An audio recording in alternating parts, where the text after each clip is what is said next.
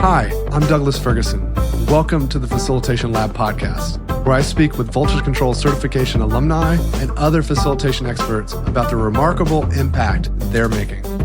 We embrace a method-agnostic approach so you can enjoy a wide range of topics and perspectives as we examine all the nuances of enabling meaningful group experiences. This series is dedicated to helping you navigate the realities of facilitating collaboration, ensuring every session you lead becomes truly transformative. Thanks so much for listening. If you'd like to join us for a live session sometime, you can join our Facilitation Lab community. It's an ideal space to apply what you learn in the podcast in real time with peers. Sign up today at voltagecontrol.com/facilitation-lab. And if you'd like to learn more about our 12-week facilitation certification program, you can read about it at voltagecontrol.com. Today, I'm with Marco Monterzino, human-centered designer and certified innovation facilitator at Monterzino Design, where he helps senior leadership teams discover their organizational resilience. Welcome to the show, Marco. Thanks for having me, Douglas. Great to see you. I just want to say it's so wonderful having you on the show today. You've been such a great collaborator, and the work you're doing at Facilitation Lab Europe is so wonderful. We really appreciate everything you're doing there. And we've got some cool stuff that we're working on that we might be launching next year. So, always a pleasure to chat with you, and it's so wonderful to have you on the show today. Thanks. Look, it's been an incredible experience and so supportive of my own journey. Thanks for setting it up, really. You began your career designing luxury objects like lighters and fountain pens. What first drew you into that world, and what did you learn from working in such a rarefied space? So that's a great question, Douglas. I would say I more or less stumbled upon this market. It's something that I was introduced to by the college I studied at. So Central St. Martin's College in London is a college that has a very strong network in a very specific niche of the market, which is the sort of high-end luxury market. Really because they are active in the sort of intersection of art, fashion, and design. And so that's the kind of network that I got sort of introduced to. I also have to say, as a child growing up, I really enjoyed sort of collecting lighters and fountain pens, but really not, this sort of lighters that cost you, half a sort of yearly salary. So these are things that I just encountered along my journey, and I really enjoyed discovering, especially I would say, the whole experience of creating these items, luxury items, high-end items, is connected to a notion that the French call savoir-faire, which is basically craftsmanship. And so having a chance to immerse myself in companies that have these workshops where they make bespoke, diamond-encrusted accessories for gentlemen, for ladies, it was really super precious, and opened up my mind as a designer, because I could see this was my first sort of experience in connecting the practice of designing to the practice of manufacturing. So, and this was a very specific type of manufacturing. It's very little industrial production, just a little bit of CNC milling, digital manufacturing, which was then sort of all finished by hand, encrusted by hand, engraved by hand. And so the range of possibilities was really endless. I recall that your big project was the Diva, and I playfully suggested From Diva to Facilitator as your alumni story title, but that felt a little off to you. Tell us about the origins of the name Diva and what was there for you as you were working on that project. No, thank you. That's a great memory, actually, to recall. So I had been given this assignment to work with a youth, sort of a young audience for a luxury brand called Stéphane Tissot Dupont, based in Paris. They sort of started being known for travel case design. They created these travel cases that people use for traveling on, the great liners of Cunard, that sort of heritage. And when I went to visit the factory, the workshops, the atelier, actually, how they call it, it was really super feeling the weight of these objects and hearing the sound of the lids as they came open. I was introduced to a whole new universe. I really never really could see how you could design into that level of detail. Now, the concept actually came because I was struggling with coming up with an idea for something in that market. It's really not my market. I hardly could empathize with the user. And that's, my first job as a designer, understanding what a user needs. And so one day I was just walking around in Lugano on this sort of Italian border with Switzerland. Actually, it was the Swiss border with Italy. And I saw a sort of, sometimes you start observing, and I'm the kind of person sometimes a bit awkwardly sort of stops and starts staring at something as if I was sort of invisible. I was like super mesmerized by something that I was observing. And this scene was a guy and a girl who was basically, they didn't know each other, and they sort of crossed paths on the shore of this lake. And she asked him if he could, he had a lighter. And the way this interplay happened was really beautiful because, the light was just right. There was a gust of wind, and they sort of like, their hands gently touched each other as they were sort of exchanging this moment, this gesture. And for me, that moment was where I was, oh, wow, that's really beautiful. What if I could design a physical object, a tool like a lighter that could really represent and enhance this ritual of giving fire, the elegance of an open gesture like that, and so the idea was, what if a person like me could in a dream be able to treat a woman like a diva, like you see in the great films of the Hollywood era. And so that's how the name came about. Just thinking of a lighter that was dedicated, was like an homage to the user. So a lady who's treated like a diva by a gentleman. So that it was like sort of this dream scenario that I sort of lost myself into. And that landed really well with Stefan Tissoudipon, the creative director, really liked it and said, we can manufacture this. And in fact, I think they didn't end up manufacturing that specific design, unfortunately, as it often goes with product innovation. But they built the idea of something that could be operated with an open gesture in other collections. Like one for 007 is operated in that way. Then they have another one that is a bit more sporty and sort of like leverages the strength of the hand. Because the whole idea was to offer a lighter rather than, in your fist, like you normally would, on the open palm of the hand. As if your hand was sort of like, a surface rather than your hand holding onto something. That story immediately drew me to the idea of ritual. I think you even invoked that word yourself. This idea of passing the flame has become a thing of the past because people are moving away from smoking due to health concerns or have picked up vaping instead. Are there other human-to-human rituals that we haven't lost that we could amplify with design or objects? Look, it's a very interesting space, that one, I think, for all forms of industrial design, especially because that was, where I asked myself this kind of question.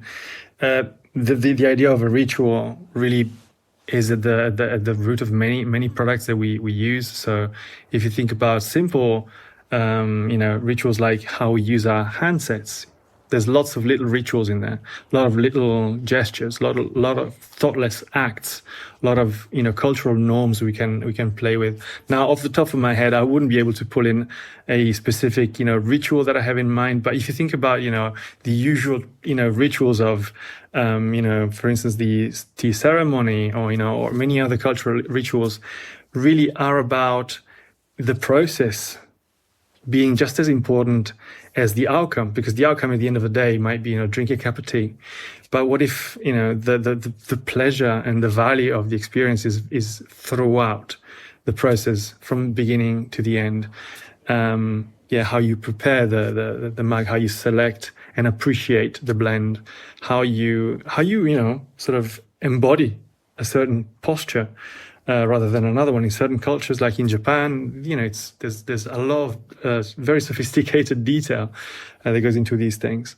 So I think ritual is everything in product design, and it's a great place to start a design process from my experience. At what point did you realize objects, though beautiful, didn't quite align with your own values? And how did that spark your pivot toward utilitarian design? Now, it didn't come without its pains. You can imagine, I was very excited to be in such a market. It made me feel extremely fortunate. I didn't see myself designing, a fountain pen for Mont Blanc, or helping Tiffany Dupont launch a new lighter. It was something that was completely foreign to me. But I don't know. I just felt by doing other bits of work, the purpose part of it was really driving me. When designing these beautiful objects, you're often designing items that end up being collected. They might not even be used as much. Lots of these brands are really keen to sort of make sure that their products are not seen as collectibles, but unfortunately, quite often that's the way it goes, especially with the more sort of customized and expensive pieces. So being on the other end of the spectrum, so solving real life problems, everyday problems, really addressing something that you might observe in real life, like how can we make packaging not end up in our seas, that sort of problem. How can we help people behave in a different way when it comes to sustainability? These are issues that I've dealt with very, very regularly. And sort of it's the other end of the spectrum, very, very fast moving goods, packaging, not glamorous at all, not sort of massaging my ego as much as a designer, but definitely giving me a sense of purpose. And I'm having an impact here, which I have to say I wasn't feeling as much when I was designing the other products. And it's not to say that you can't have a sense of purpose when designing those other products. If you're a watchmaker, I think there's a lot of purpose there, but it didn't really click with me. I felt I needed something more grounded. Yeah. Can you share the moment when you first sensed that facilitation, not just product design, might be the real work you were meant to do? I think I mentioned earlier product innovation, and that's kind of when my shift happened. That's the first moment I encountered the, I understood that the skill behind design, the mindset was transferable. I could use it outside of designing stuff. I could use it to help an R&D team come up with a product without designing the product, just coming up with 10, 20 ideas. So it was like incremental in my experience. I sort of went from designing kind of hands-on, like to a degree, like a craftsman, like designers are to a degree craftspeople. They apply their sort of ability to understand manufacturing and form. I went from that place to a place where I could generate lots of ideas for organizations, and then that turned into, what if these are, we're not solving product innovation problems now, but we when working with instead of a large fast-moving goods company like Procter & Gamble or PepsiCo, we might need to sort of really think about, say, structural problems for a smaller organization, like a startup or like a scale-up, and that's when I could see that holding that hand in understanding how they could discover their product. So their very first product, and it was all product-based at the beginning for me, could be done through the same process that I used for designing the product itself. So understanding, what the problem is, reframing it, coming up with solutions, and then prototyping and testing solutions to a degree whenever it really fits. And that's when I actually started doing design sprints, because I overheard at Makerversity, this lovely co-working space I was based at in London. I overheard that my friends in the neighboring sort of office or set of desks were able to sell this product, like hotcakes. And I was like, wow, what's the secret here? And the secret was, it was very, very clear. It was, for the first time, I was able to hear people talk about the design process as, like something that was bite-sized and that could be seen as very tangible, because you go from, big problem to a user validated solution at the end. So that's what I could see, that there was something on the horizon around facilitation, but by no means I didn't have the experience or the methodology I could lean on. It was all sort of, I was winging it big time, and sometimes as you do when you're winging it, sometimes it goes really well, and some other times it doesn't go just quite as well. So yeah, that's actually how I came about you guys, and it was very much to address that need for structure, that need for a sense of also confidence. Because if I was winging it and it was, a sunny day and everything was going well, I was, completely confident and bold. But if things were, not working out, or the client was potentially pushing back, or things were not really, working out, I would be losing my confidence. And you can't lose your confidence as a facilitator. It's a key feature of the work we do. We have to guide and lead in a confident way. And so having methods, the readings, especially the first reading, The Art of Gathering, super clear, it was a big, light bulb that went off in my head. It clarified my role. I was gathering people. I wasn't just, running workshops. And so there was a lot more thought that had to go into it. That confidence is really key, right? I mean, you talk about when everything's sunny and goes well, it's easy to follow the playbook, run the recipe. But then what happens when there's a perturbation in the system or something goes unexpected? We have to be unflappable. We have to be resilient. And, that's why we have our competency of adaptive. If we're not adaptive facilitators, when we're met with adversity, it's going to be really hard to respond. Definitely.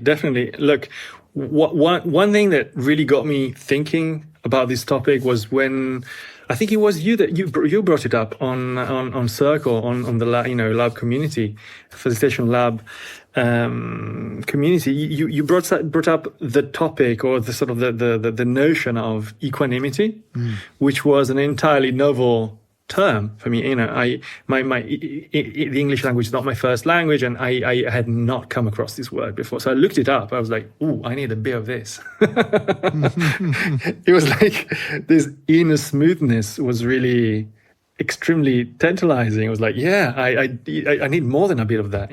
I need to have control of that. And so, yeah, that became planted a little seed in somewhere in the back of my head, and then through experience, I was able to actually craft for myself something that could ground me when things were, not working out quite the way I was hoping. So tell me more about that. Oh, well, this is something that I sort of refer to as my, I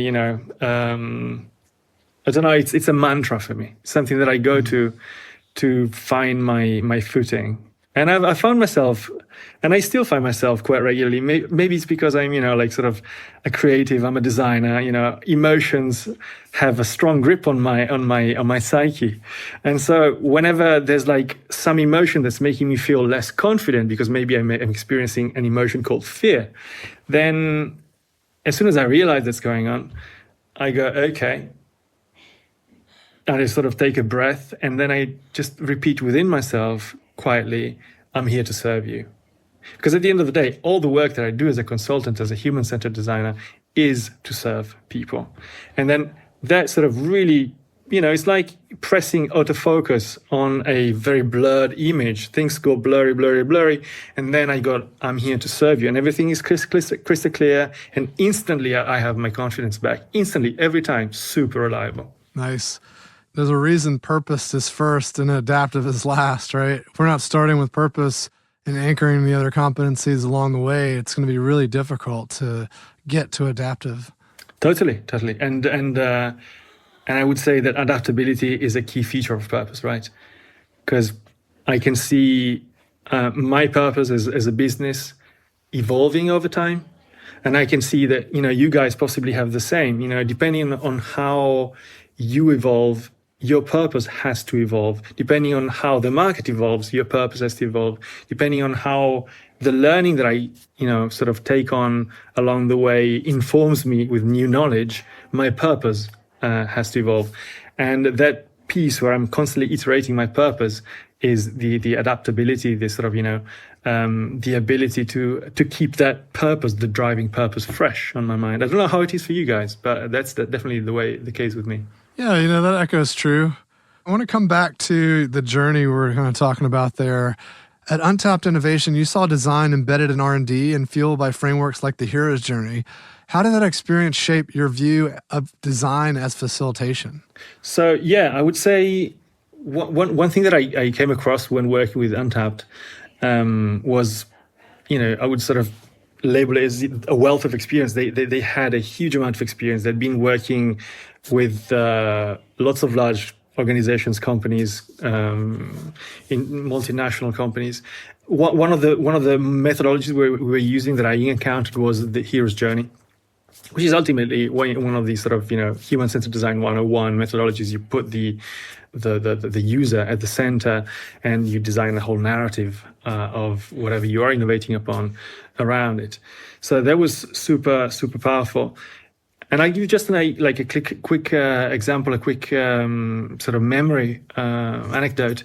I was brought in to work with a manufacturer of a product that has been, I'll just say it. I was brought in to work on a tobacco harm reduction project with a large organization that needed to sort of address the fact that their products were harming people. And so I remember how having that perspective that put the user at the center, and also having that perspective as a designer to sort of think about the user as a person who is engaging in rituals, especially when it comes to consuming drinks or having other experiences.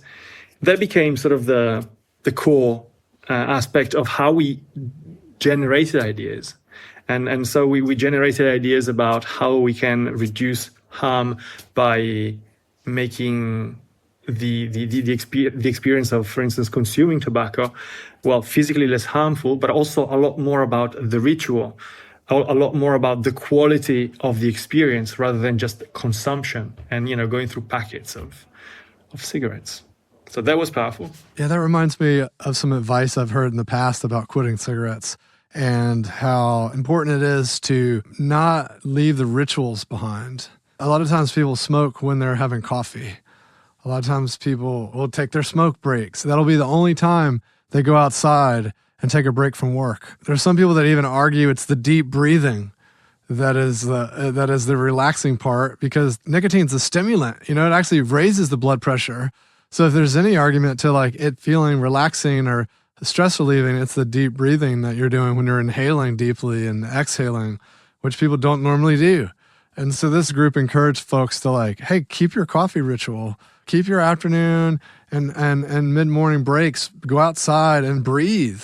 I find that interesting reminder of that story while listening to you around, designing around those rituals. It kind of comes back to what we were talking about earlier with the lighters and the other human exchanges. Yeah, look, if you can, we could connect this with also the practice of seeing workshops as gatherings. For me, it's kind of the same matter, or it was the same sort of transition, because why should we suddenly treat a workshop as a situation where there's one person talking at a group, and there is no structure and there is no there is no ritual to it. It doesn't feel like, something that belongs to our culture, something that belongs to our human nature.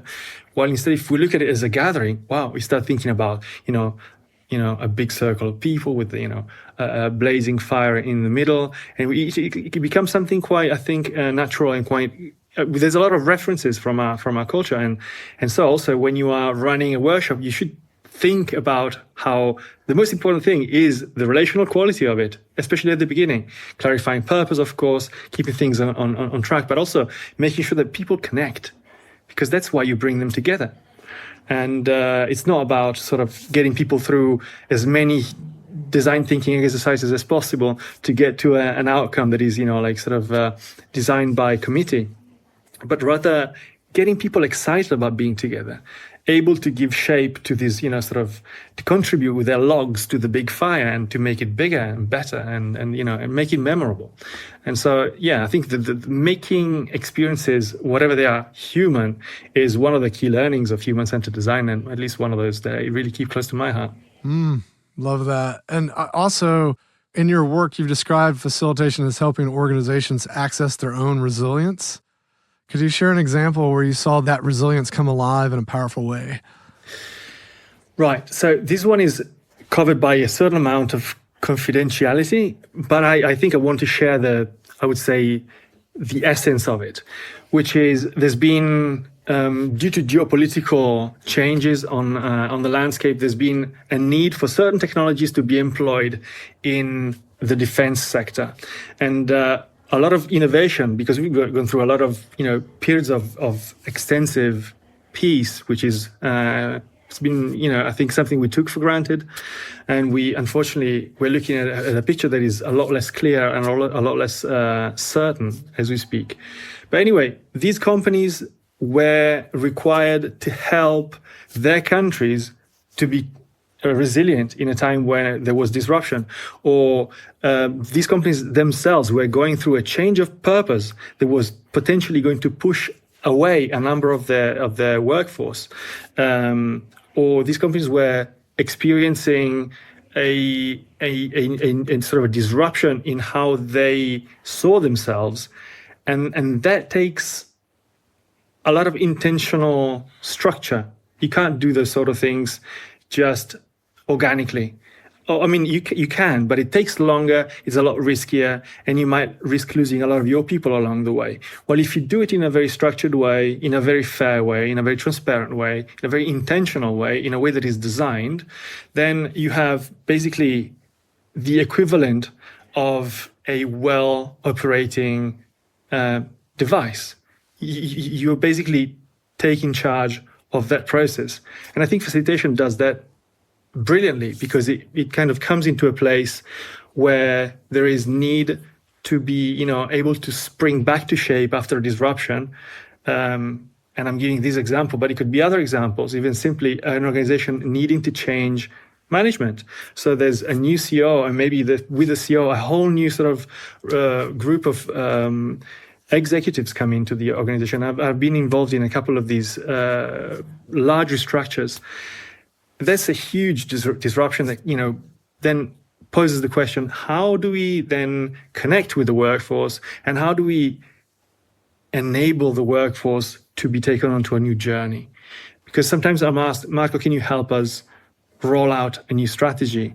And of course, what I hear is, can you help us enable the workforce to themselves, lead parts of that strategy and meet those goals one by one? And that's what we do, basically. And I think that's where I see facilitation being, let's say, a skill or a role or a responsibility that is conducive to resilience, because it makes disruptions, it turns the disruptions into fuel rather than into sort of things that stop your motion and stop your progress. You take the disruption as an opportunity to redesign, as an opportunity to come up with new solutions, and as an opportunity to refresh. And facilitation can definitely do that. Yeah, it's sort of reframing, right? Because what might seem like a disruption, or if you look at it through the lens of a disruption, is something that is destructive, versus looking at a disruption as something that is a signal, it's a force. But how can we harness that force and utilize it? Because it is showing that people are passionate and there's energy there. And so if we're able to harness it, if we're able to redirect it in ways that help us in pursuit of our goal, wow, that's super effective. Yeah, and the notion of resilience has gone through phases, right? It's been a buzzword during the big eras of disruption around COVID. And I think people grew a bit tired of it. And now I think there is, it's come back up with new disruptions and new challenges. And I can see that it's a word that attracts a lot more interest now. And I'm glad to see that. But I think there's been a big argument that resilience is not enough. So what if resilience is not the point? And I can't remember what was the author. Maybe someone will be able to sort of let us know who was the author of this piece of writing. But there was a book that described the sort of like the 2.0 version of resilience as being this anti-fragility, the anti-fragile type of system. And I don't like the word itself because I find it a bit sort of difficult to pronounce. It's a bit long. While resilience to me kind of flows nicely. But I think when I think of resilience, I think of resilience as something that is really fed by challenge. And so at the end of the day, it's something that is anti-fragile, is really fueled by all of the challenges that we have coming towards us. Are you thinking about Nassim Taleb's book? That's the one. Yeah, great read. And yeah, that word can be a little bit challenging for folks, but I think that might have been his goal, right? Let's put something out there that catches people's attention. I think so. Yeah, definitely. Well, let's look ahead. You're starting to bridge facilitation and education, thinking about lecturing and other pursuits that are in that world of academia. What excites you most about teaching as a natural extension of facilitation? So the two worlds are very intertwined, aren't they? Teaching and facilitating. I mean, now that I discovered what facilitation is, which is sort of this soft skill or the mother of all soft skills, I understand or I see teaching in a completely new light. I realize that people who are teaching are facilitating a gathering. A class is a gathering. There is a purpose, which is let's learn about that subject, that topic. And by the end of the session, we will be at the end of that chapter or whatever it might be. So I think there's a quality which is a natural extension of the sort of more commercial facilitation practice. And then the other aspect is that I've been myself asked a number of times, Marco, can you help us, train our own people so that we can empower our workforce with human-centered design, with collaboration skills, with workshop design, with facilitation. And that, I think, took that part of my brain or, sort of gave me an opportunity to grow into a new sort of aspect of my practice, which is to be able to not only perform the craft of facilitation, but also being able to communicate it and to be able to take other people along a journey where you have to make the right space for learning. You have to create the right sort of conversations among peers so that learning can happen. You have to sort of stand back and really not be at the front of the room as much. You're sort of there enabling this mysterious phenomenon, which is, how do people learn stuff? But yeah, it's something that I've come across as, a request and ask. People ask me, can you do that for us? And I'm like, yes, let's do some experiential learning, which is basically taking people through the experience. And then I came across you guys and you talk about, sort of practice playgrounds, which is kind of a beautiful, brilliant way to experience methodologies and to basically understand that, like playing an instrument really well, like finger picking on a guitar, you might be born with it, but you don't have to be born with it. You can just spend many, many hours every week practicing, and then you get the hang of it, and then you get better and better and better. And facilitation is the same. Learning these kind of skills is the same. So I find it exciting to hold space for that sort of thing because I find it mega useful for me, and so I believe it can be useful to others. And if you look a few years down the road, how do you hope your work, whether in consulting, education, or facilitation, will contribute to building more resilient organizations and communities? If I blur my eyes and I try to see, beyond the horizon, I think I see myself doing a blend of the two worlds. I think that's where I might be able to sort of keep myself fresh and also learn, pick up new things and cross-pollinate. So I think my ambition is to continue on this journey that I'm on. I'm not keen to sort of let's say change everything, but I'm keen to continue making small changes as I go forward. And I think these two spaces, the learning and the consulting space, to me, there's a tradition. Lots of designers do that. Lots of people in the consulting space also teach. And I see the point. And I think that's a good ambition to work towards. Mm. And as we come to a close today, I'd love to invite you to leave our listeners with a final thought. Okay, so my final thought for the listeners is as an invite, as much as a small challenge. I invite you all to craft your own equanimity hack, something that you can tap into when you might lose your confidence. Because you as you know, because you are maybe already working as a facilitator, or maybe it's something that you will discover as you will start working as a facilitator. Being able to keep that wind in your sails, no matter what, is crucial in this practice. So craft yourself a little hack to tap into your equanimity and rekindle your confidence. That's my final thought. So important. Thanks for coming on the show, Marco. It's been great chatting. Thank you, Douglas, for having me. It was lovely. Thanks for joining me for another episode of the Facilitation Lab podcast. If you enjoyed the episode, please leave us a review and be sure to subscribe and receive updates when new episodes are released. We love listener tales and invite you to share your facilitation stories. Send them to us on LinkedIn or via email. If you want to know more, head over to our blog, where I post weekly articles and resources about facilitation, team dynamics, and collaboration. voltagecontrol.com.